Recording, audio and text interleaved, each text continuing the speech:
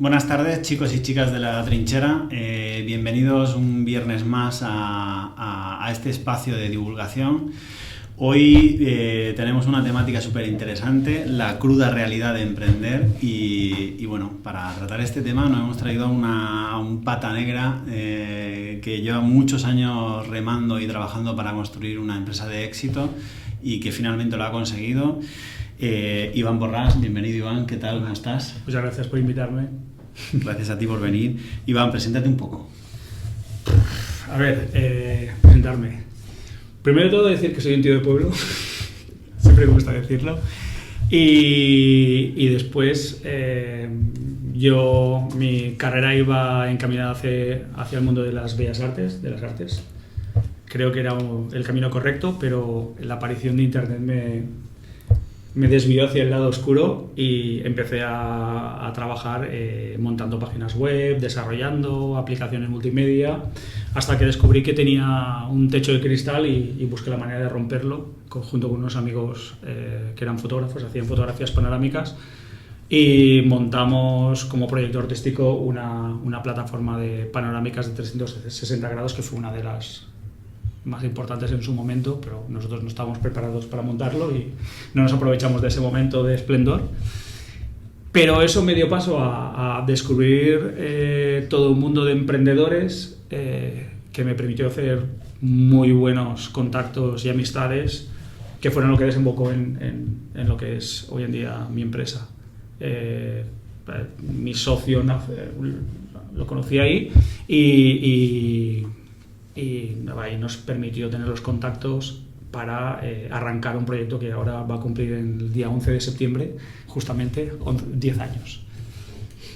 El proyecto es 6 Layer, ¿no? Del cual tienes el rol de CPO, sí, director de producto, pero que además vienes de programar, o sea, de un background de estar programando y ayudando a construir producto. Realmente en mi experiencia, yo me fui formando, yo creo que esto es una cosa chula que a la gente le cuesta a veces ver de haber tenido una formación artística, y es que en Bellas Artes realmente aprendes a construir historias, a crear realidades que no existen, a imaginar más allá.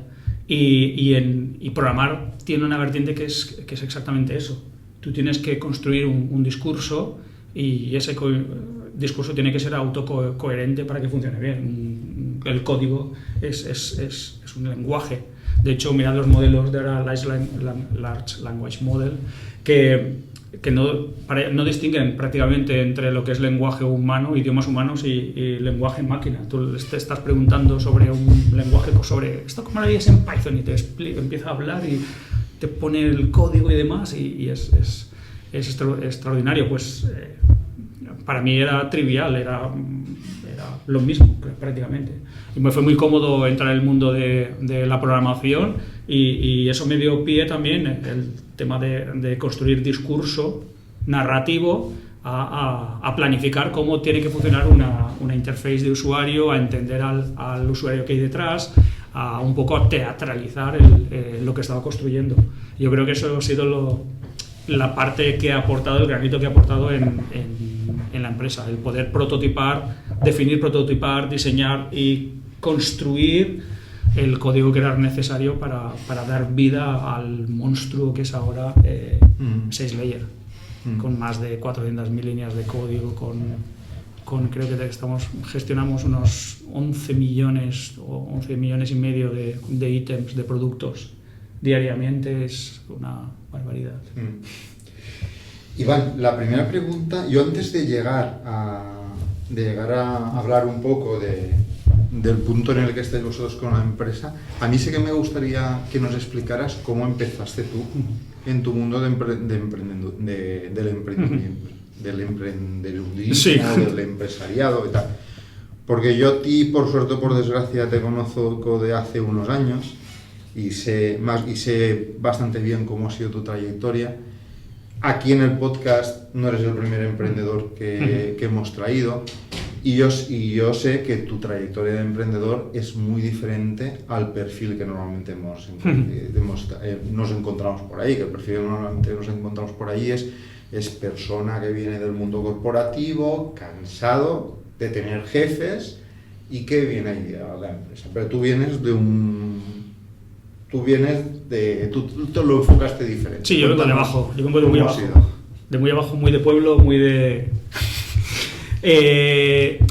no sé, yo creo que no sé, yo me he metido, no sé, te encuentras de repente un día que estás liado. Yo creo que es el rollo de ser emprendedor, no es una etiqueta, es realmente... Hay gente que se mete a hacer cosas y yo desde siempre pues se me ocurrían ideas y te pones a hacerlas. Tampoco no es porque sea hiperactivo ni nada, yo soy súper perezoso. Pero si te ocurre algo y dices, hostia, y te da dando vueltas la idea y a la que te das cuenta ya te has liado. Y realmente yo llegué ahí porque yo tenía siempre esa necesidad. Cuando estaba haciendo trabajos como autónomo, páginas web y demás, yo me daba cuenta que había un límite en el que no podía explorar más allá, construir un producto hasta el final. Y eso es lo que me llevó a aprovechar cuando empezaron a aparecer eventos de emprendedores, a ir allí y realmente encontrarme con gente que sentía lo mismo que yo y sentirme totalmente identificado en ese entorno y súper a gusto, e ir medrando a partir de ahí. Pero bastante antes, ya te digo que como... Desde mi tierna infancia, quieres decir, cuando era joven y imberbe, cuando nos conocimos en la prehistoria. Un poco más tarde. Si nos situamos a finales de los 90, ¿cómo es eso de convencer a 3 compañeros de la facultad, 3 compañeros que como tú estaban estudiando Bellas Artes, y ya directamente sin esperaros a terminar la carrera, ya montar la primera empresa? Sí, bueno, el tema era porque yo hacía cosas y nos metíamos en proyectos y yo tiraba del carro en muchas ocasiones, la parte técnica, porque yo siempre he entendido, no sé, las máquinas, a mí Skynet no me da miedo. Va a haber gente que no entienda este chiste. Sí. No sé, siempre me ha parecido normal y lo que sí que me di cuenta en la facultad, un amigo dibujante de cómics que vive hoy en día del cómic, que es algo muy, muy curioso y extraño, un día viene y me dice, tío, estoy publicando mis cómics en internet. Y decía, yo le digo, ¿ya sabes de internet qué es? Y dice, tío, ven al aula de informática. Y fui a ver lo que estaba haciendo y dije, Dios, esto es horrible. Estas páginas web, ¿quién las ha creado? Y claro, estaban creadas por informáticos y todo eran colores fosfachos, ¿no? Lo siguiente. Entonces dije, madre, tío, aquí esto la va a petar y aquí hay un universo por explorar y un campo donde ganarte la vida. Y convencí a los 2 o 3 compañeros y compañeras de empezar a trabajar haciendo algún proyecto multimedia, alguna página web y demás. Y me dijeron, vale, y me siguieron y yo les dije, es que, tío, aquí hay una oportunidad. Y en ese momento estábamos también, era un grupito en el que nos juntamos para hacer algunas exposiciones artísticas con ilustraciones, grabados, alguna obra escultórica, y empezamos a combinar con esto y al final, claro, nos acabamos centrando porque era un mundo nuevo, un mundo donde tú podías entrar sin tener primos, sin tener contactos, nada. Qué interesante esto. Qué interesante, Iván. Estoy hablando de la prehistoria, ¿sabes? Antes, pero... el momento en que nació Internet, donde la humanidad cambió para siempre. Totalmente. Oye, Iván, ¿qué crees que diferenciaba a ti y a tus amigos, ¿vale? Cuando juntasteis para empezar a explorar el mundo de Internet, o más recientemente, ¿no? Cuando te asociaste con tu socio para lanzar 6Layer, ¿qué crees que te diferenciaba a ti y a tu socio de otros muchos proyectos que pudieron fracasar? Primero, lo que nos diferenciaba a mí y a mi socio es que nosotros veníamos de experiencias donde ya habíamos fracasado. Esto es fundamental para nosotros. No es fracasar, es que la gente cuando dices fracasar dice, fracasar, eso no puede ser positivo. No es fracasar, es te equivocas en algo y vuelves a intentarlo entendiendo dónde te has equivocado y lo que ya no tienes que volver a hacer. Entonces llegó un momento que nos dimos cuenta que el socio ideal para hacer un proyecto, los 2 por nuestra parte, era alguien que currara tantísimo como tú y que te hubiera, cuando le estás señalando hacia la luna, mirar a la luna y no el dedo. Y luego también que había un factor fundamental que nos dimos cuenta los 2, es que entre nosotros 2 podíamos montar el proyecto. Porque yo tenía un perfil amplio que iba desde conceptualización de un producto a diseño, interacción de usuario, tenía suficiente experiencia en eso, hasta la construcción, el montaje, y él tenía toda la parte de negocio muy clara, cómo hacer la venta, cómo atacar los canales, y además tenía una capacidad de hablar en público y de presentar el proyecto y enamorar sobre lo que estaba haciendo, que era muy grande. Entonces, entre los dos generamos el círculo perfecto de lo que se necesita. E incluso en ningún momento nos solapábamos a aptitudes. Tenemos un punto en común muy claro, que era que él tenía un gusto por lo que son las buenas aplicaciones, como usuario y demás, y en ese punto entroncábamos muy bien en cuanto yo iba a definir temas de producto. Yo sabía que cuando le explicaba que iba a invertir un poco más de tiempo en llegar hasta cierto punto que yo creía fundamental, él lo iba a entender. Tenía claro por qué y la necesidad. Entonces eso nos permitía trabajar sin realmente enfadarnos ni nada. Nosotros siempre hemos tenido discusiones constructivas hacia adelante. Bueno, y él y yo tampoco no tenemos ego, que eso es muy importante. Sí, y un poco y la misma pregunta pero que te ha hecho Enrique, pero hecha de otro modo, porque más o menos esas características de tener socios que se complementen y tal, yo creo que eso más... Y no tener un gran ego, eso también es importante. Y es que, a ver, yo sé que algún ingrediente tiene que haber más porque de las startups que se van formando, la mayoría no sobreviven en el primer año. Ya no contamos startups que lleguen a 3 años y mucho menos startups que se salgan de la fase de startup y lleguen a ser una empresa que vive de sus propios ingresos y una empresa que está en una dinámica de crecer. Entonces, ¿qué errores ves que comete la gente por ahí que hace que se caigan a mitad del camino? Pues mira, yo he visto y he sufrido, y mis socios, cosas que hemos sufrido directamente, por ejemplo, que dentro del equipo de los fundadores no haya la misma percepción de inversión de trabajo. Es decir, para que algo funcione tienes que invertir todas tus horas posibles. Tienes que aportar todo lo que puedes de ti. Si hay alguien que no lo hace, eso genera tensión en el resto de las personas, sean 1, 2, 3.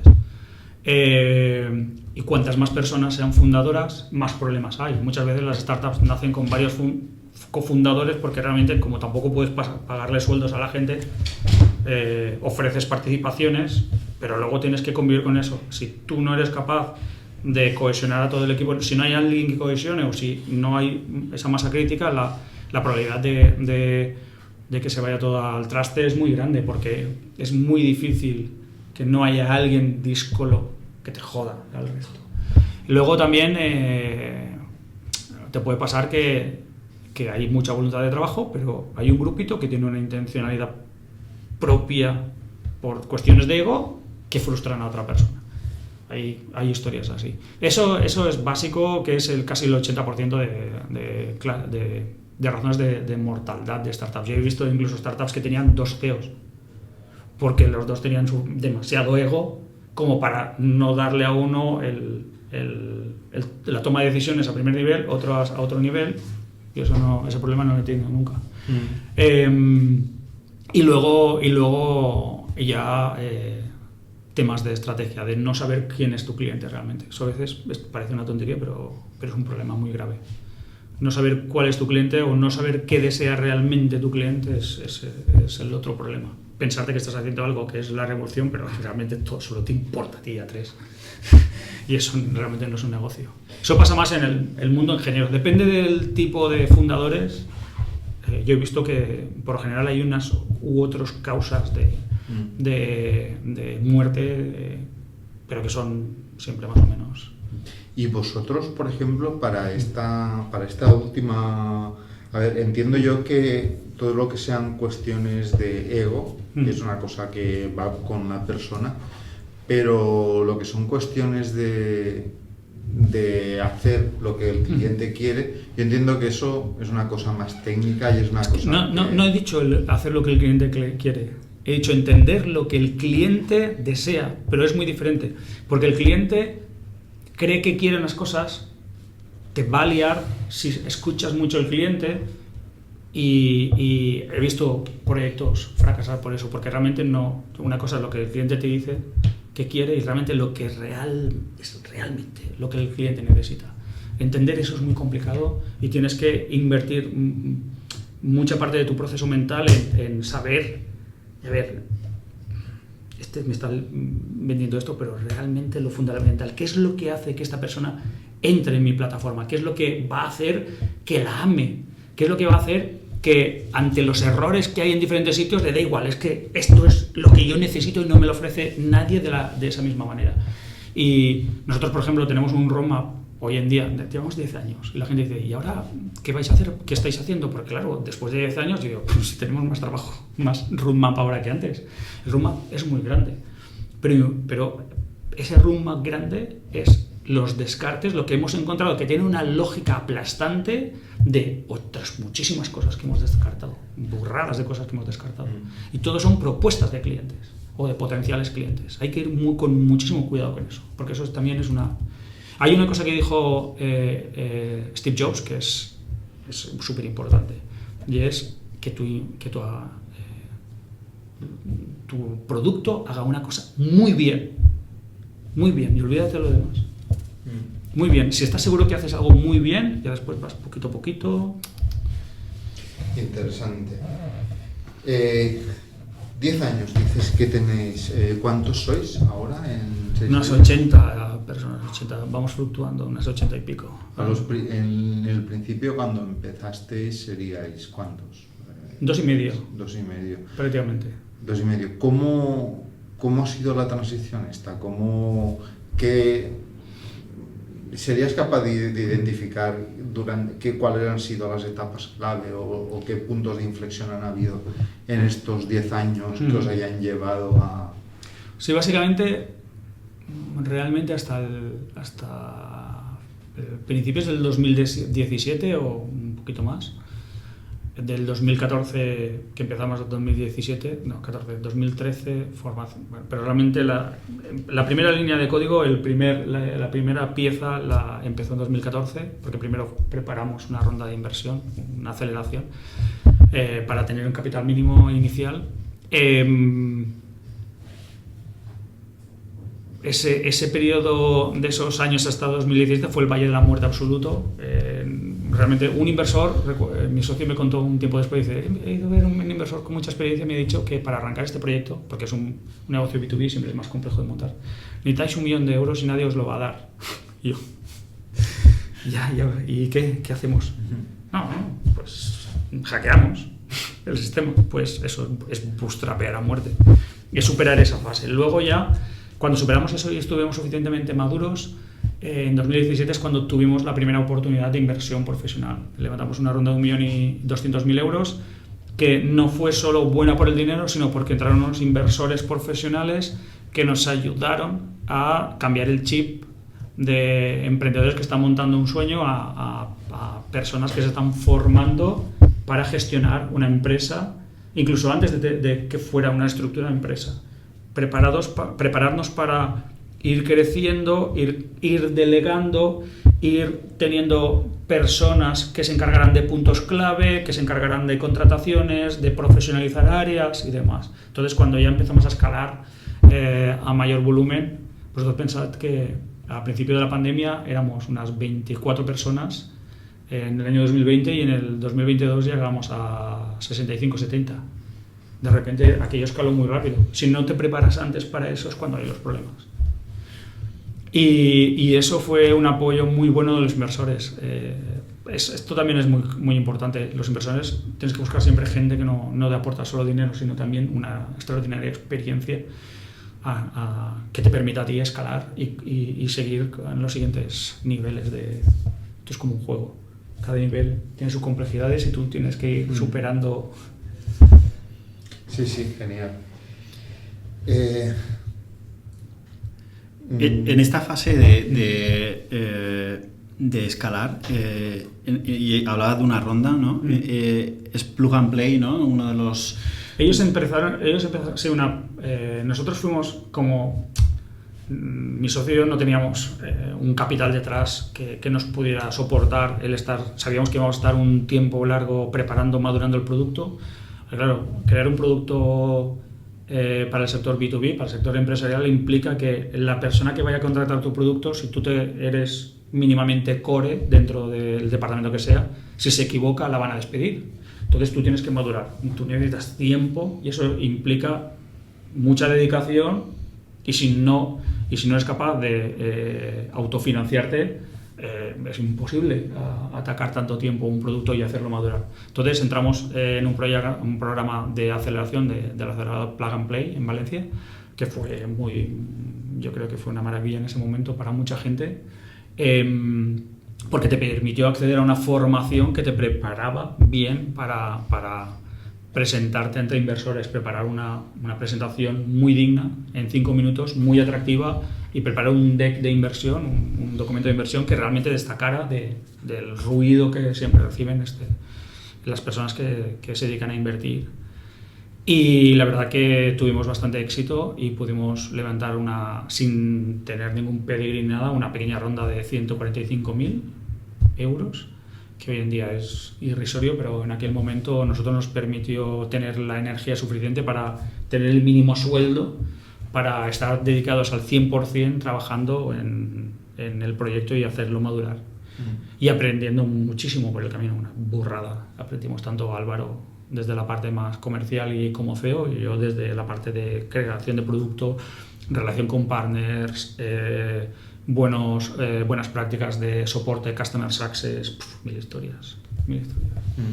Y luego en la siguiente ronda se han seguido manteniéndose en el board, ¿no? de la empresa. Excepto uno de nuestros inversores más industrial, que él tenía su estrategia, cada inversor tiene su estrategia. Todos los inversores que se han salido con muy buenos beneficios, multiplicando su dinero, mucho más que lo que te daría un banco, múltiplos de 4 y de 6. Pero el lead investor sí que aún sigue con nosotros, el lead investor de la segunda ronda, que ya la importante, y con muchísima ilusión. Yo les veo que ya prácticamente puedes decir que sois amigos, ¿sabes? No solo inversor, sino compañero.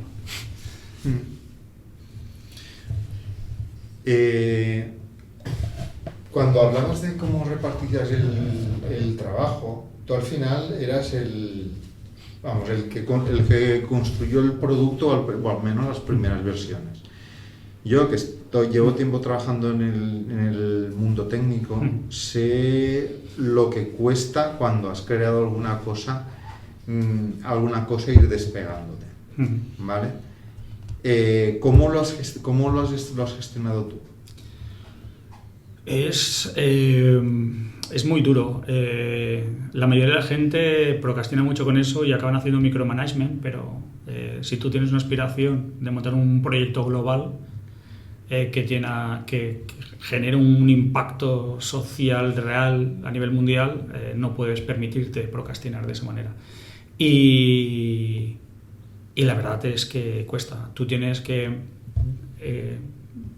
ponerte en la cabeza que a partir de ahora tú tienes que ofrecer todo el contexto posible a la gente, que tienes que explicar las cosas, que a veces te tienes que morder la lengua, que a veces tienes que abrir la mente, porque que tú generas unos procesos internos no quiere decir que fueran los mejores. Tienes que estar abierto al cambio y al mismo tiempo entendiendo que abierto al cambio no significa que tengas que aceptarlo todo, porque si tú has llegado hasta ahí es porque tienes una capacidad de ver ciertas cosas que el resto de la gente no tiene. Entonces tú tienes que saber imponer en el punto cuando toca. Es como tener una especie de director de orquesta, pero que al mismo tiempo tiene grupos de músicos que tienes que dejarles ejecutar la partitura, que tienes que dejarles construir esos ritmos musicales, porque ellas y ellos son gente que sabe tocar muy bien sus instrumentos, pero tú tienes que tener esa visión, no la puedes perder la visión global. Es muy difícil, es súper difícil. Siempre es muy difícil. Ahora mismo es muy difícil, en el pasado fue muy difícil y en el futuro creo que será muy difícil. Pero tienes que superarte a ti mismo y alguna noche no puedes dormir del todo bien, pero tienes que estar pensando, reflexionando y por la mañana Tienes que tener claras las ideas para construir con tu equipo. Y eso es algo muy importante, es pensar que tú no tienes enemigos a tu alrededor, tienes un equipo y estáis luchando en una liga y tenéis que salir a ganar y tenéis que montar una estrategia, y eso es un trabajo de equipo y de conjunto. Iván, ¿es fácil o difícil encontrar buen talento hoy en día? Es como todo, depende. Hay puntos en donde no necesitas tanto talento y puntos en donde necesitas talento. No sé. También es difícil muchas veces saber si alguien tiene el talento que necesitas o no, porque no es una cuestión de talento, es una cuestión del talento que tú necesitas. Y saber si le estás dando a la persona la oportunidad que se merece o no. Y para eso tienes que ser capaz de ilusionar a la gente, porque el talento verdadero que tú necesitas llega con la ilusión. Y es difícil muchas veces estar tú suficientemente bien para dar toda esa ilusión a la gente. Y es un esfuerzo que tienes que hacer. No lo hago siempre bien, pero lo intento. Y de ahí es cuando te llevas sorpresas chulas. Ya te digo, tampoco todo el mundo necesitas un súper talento, pero sí cierta garantía de que ejecutan guay, y ya te digo yo que tienes buenas sorpresas. Pero lo vas descubriendo. También es una cosa que se dice en las startups, y es cierto, tú tienes que rotar a la gente. Si alguien funciona con el equipo, bien; si no funciona, pues hay otros equipos donde funcionarás. Es que esto es el mismo que el fútbol, que el básquet y demás.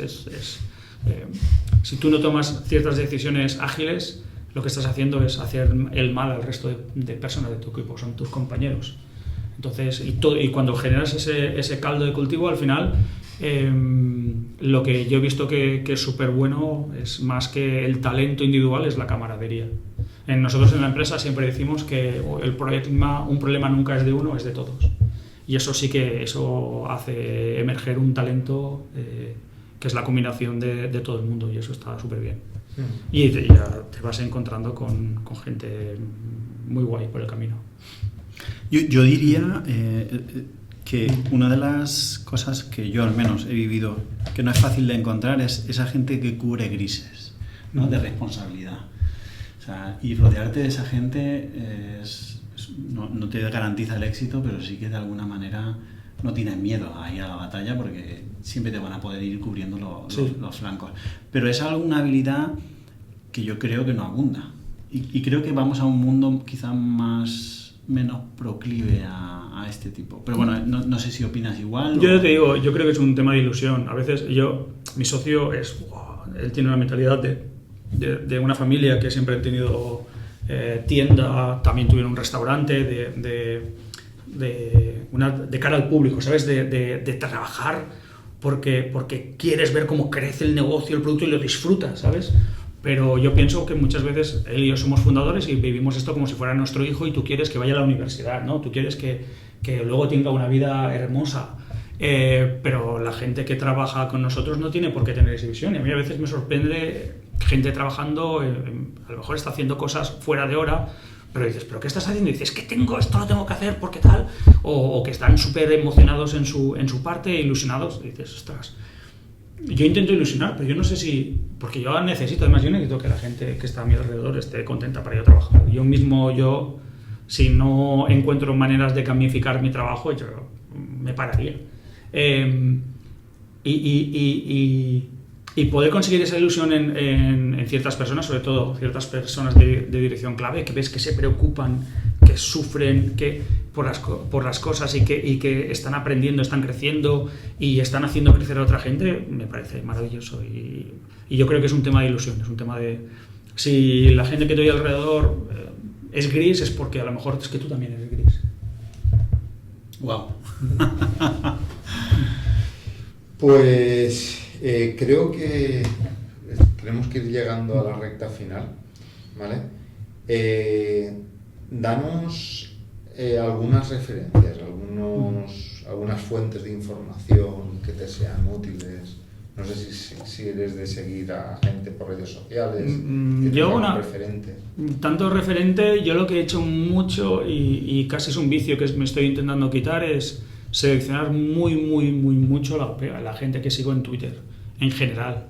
Pero que hablan de cosas, gente del mundo de la ilustración, gente del mundo de la ciencia, de astronomía, que son referentes en inteligencia artificial, gente que opina diferente a mí políticamente, gente que opina igual que yo políticamente, pero gente que aporta, ¿sabes? Que dices, ostras, estas personas tienen un espíritu constructivo y de ahí saco muchísima información, muchísima. También a veces tonterías, pero si tú te eliminas el 90% de Twitter, que son los haters, la gente que vaya a criticar a los demás porque no tienen autoestima y necesitan aumentar su... Sí. Te vas de eso, es una herramienta extraordinaria para conseguir muy rápidamente información relevante para ti. Y aparte de eso, también en el pasado, y es una cosa que estoy intentando recuperar un poco, estuve una temporada de mi vida, unos 10 años, leyendo mucho, muy en general, ensayos, temas de filosofía, temas, el típico bestseller, ciencia y demás. Y creo que eso te sirve para mejorar, ampliar tu visión del mundo, crear un corpus más complejo que te permite luego entender mejor otras cosas. Combinado con eso, con la información en tiempo real de las herramientas tipo Twitter, te hace estar muy al día y sentir cuando están cambiando las cosas. Y sentir cuando están cambiando las cosas es muy importante. Y luego lo importante es entender hasta qué punto están cambiando las cosas. Ahora nos enfrentamos con un reto muy grande, sobre todo la gente que está en tecnología, y la gente, inversores y todo el mundo que está desarrollando cosas nuevas, porque yo estoy notando que hay gente que no es capaz de entender cómo va a cambiar el mundo la inteligencia artificial, por exceso o por defecto. Explica lo de cambiar por exceso o por defecto. Te puedo contar una pequeña anécdota. Este enero un inversor me preguntó, Iván, dime en serio, sé franco conmigo, ¿tú crees que ChatGPT podría llegar a ser 6-layer? ¿Hacer lo que hace 6-layer? Y le dije, tranquilo, no te preocupes. ChatGPT es como un cerebro y 6-layer es como un coche, como un Tesla. El cerebro sin el coche no funciona. Hasta ahí, ¿sabes? Hay un miedo a que la inteligencia artificial pueda hacer cosas que realmente no son su corpus, no es lo que tiene que hacer. Y eso está provocando ciertas distorsiones, creo yo, a nivel de negocio y a nivel de expectativas, que luego va a haber alguien que se va a pegar algún pequeño batacazo o sorpresa. También hay gente que lo está negando totalmente y no es consciente de que sí, el mundo va a cambiar. Ya está cambiando, de hecho, y muy rápidamente. Y se van a abrir muchísimas oportunidades comerciales. Yo porque estoy muy metido en 6-layer ahora, pero yo estoy viendo cosas que dices, hostia, es que si pudiese ahora, por aquí montas enseguida un proyectito, si te des las tardes y tal, los fines de semana y tal, aquí montas y la puedes liar muy parda en poco tiempo. Porque además ahora hay una competitividad enorme y se están abriendo muchas APIs y puedes acceder a un mogollón de conocimiento científico plasmado en herramientas que te permiten a ti generar negocio a partir de eso. Es extraordinario ahora mismo. Es brutal. El mundo de la robótica, de la medicina, de ciencia de datos, de montar videojuegos con automatizaciones, todo. Pero tienes que saber muy bien dónde te mueves. Hay ciertos límites, hay ciertas latencias y hay unas extraordinarias oportunidades que son X pero no son Y. Muy interesante. Bueno, pues ya entramos en la siguiente fase, que es donde preguntamos a nuestro entrevistado qué consejo le darías al Iván que empezaba, ¿no?, en el mundo del emprendimiento. Pues es algo que es un poco antiintuitivo en estos momentos. Le diría, no montes un proyecto tan complejo. ¿Pero por qué? Probablemente ahora tendría menos pelo blanco, conservaría un poco mejor la visión, ¿sabes? Y mi corazón tendría unos niveles, un equilibrio de estrés acumulado, mucho más relajado y demás. Pero seguro que no lo cumpliría, no lo seguiría. Porque al final, a ver, tampoco eres tonto cuando vas a montar algo, sabes a ver, no eres consciente de todo lo que te viene, pero eres consciente de una parte. Yo sabía que me estaba metiendo en un proyecto muy complejo y mi socio, se lo comuniqué y mi socio dijo, pero tú, ¿te metes o no? Sí, y es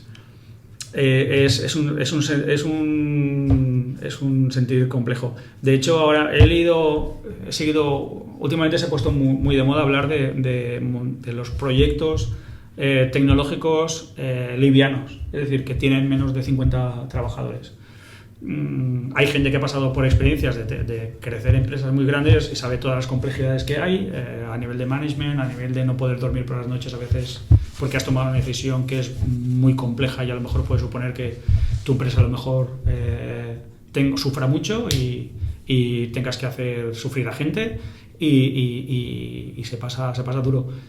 Y también el proyecto es muy complejo. Ahora, por ejemplo, el solopreneur se ha puesto un poco de moda porque, claro, es una de las cosas que permiten las IAs. Poder optimizar tanto el desarrollo de una startup que pueda ser tú y alguien más y no necesites mucho más porque hay cosas que puedes delegar en inteligencia y no tanto en personas que dices, ostras, van a haber muchos puestos de trabajo por lo que estás contando. No, es que mucha gente que antes no podía acceder a montar proyectos de este tipo podrá hacerlo y podrá montar proyectos que antes eran impensables y podrá ser más libre de decidir cómo tiene que ser su vida, pero una enorme cantidad de personas que ahora mismo no se lo plantean. Básicamente es un cambio de chip en este sentido. Realmente hay 1000 oportunidades donde no tienes que como a lo mejor meterte a complejidades. Pero bueno, al final estamos aquí porque la cabra tira al monte. La verdad es que... Bueno, pues vamos a cerrar ya el episodio de hoy. Muchas gracias, Iván, por tu generosidad, por tu tiempo, por la honestidad con la que nos has contado y la transparencia con la que has contado tu vivencia.